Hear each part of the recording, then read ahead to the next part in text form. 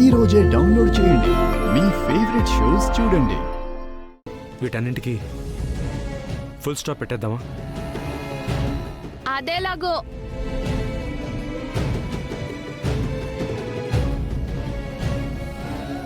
మనిద్దరం విడిపోతాం విడిపోతాం విడిపోతాం.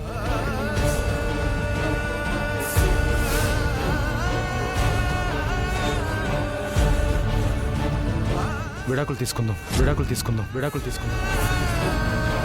ఏమంటావు? అనడానికి ఇంకేముందండి? మీరు నిర్ణయం తీసుకున్నారు కదా, ఇక నన్ను అడగడం దేనికి? అది కాదు మీరా, నేను వద్దండి. ఇంకేం చెప్పొద్దు. ఇలా నన్ను అడిగే బదులు నేను నిద్రలో ఉన్నప్పుడు ఏ తలగడ నా ముఖం మీద వేసి చంపేయొచ్చు కదా. మీరు లేకుండా నేను బ్రతుకుతాననుకుంటున్నారా? నన్ను వదిలి మీరు ఆ ఇంటికి వెళ్ళిన మరుక్షణమే నేను చచ్చిపోతాను. ఖచ్చితంగా చచ్చిపోతాను. మీరా మీరా ఒక్క నిమిషం నా మాట. మీరా,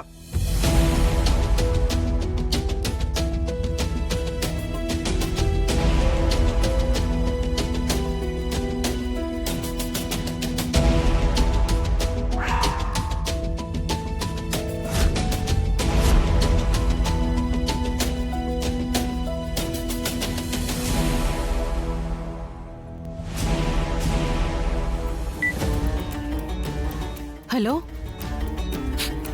సరదా ఏం చేస్తున్నావు? వంట ఇప్పుడే అయిపోయిందండి. అయినా ఇప్పుడు ఈ ప్రశ్నలేంటి? మన విడాకుల సంగతి ఎంతవరకొచ్చింది? మీకు అవిచ్చే ఉద్దేశం ఏమైనా ఉందా లేదా? ఆ విషయం మాట్లాడదామని ఫోన్ చేశాను. ఇన్నేళ్ళు నిన్ను పిల్లల్ని నేను దూరం పెట్టి చాలా తప్పు చేశాను. ఆ విషయం నాకు తెలుసు. కానీ నాకో విషయం అర్థమైంది. నేను విడిపోవాల్సింది నీ నుంచి కాదు, మీరాకి విడాకులు ఇవ్వాలని నాకు అర్థమైంది.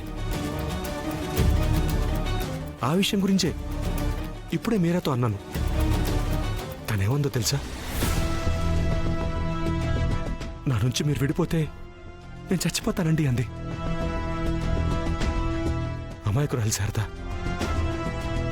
తను నన్ను ప్రేమిస్తోంది. నేను నిన్ను పిల్లల్ని ప్రాణం కంటే ఎక్కువగా ప్రేమిస్తున్నాను. తనే అలాంటి నిర్ణయం తీసుకున్నప్పుడు అన్నీ తెలిసి నేను ఎలాంటి నిర్ణయం తీసుకోవాలి చెప్పు? ఏం చేయాల్సిన అవసరం లేదు. విడాకులిస్తే చాలు, విడాకులిస్తే చాలు, విడాకులిస్తే చాలు, విడాకులిస్తే చాలు.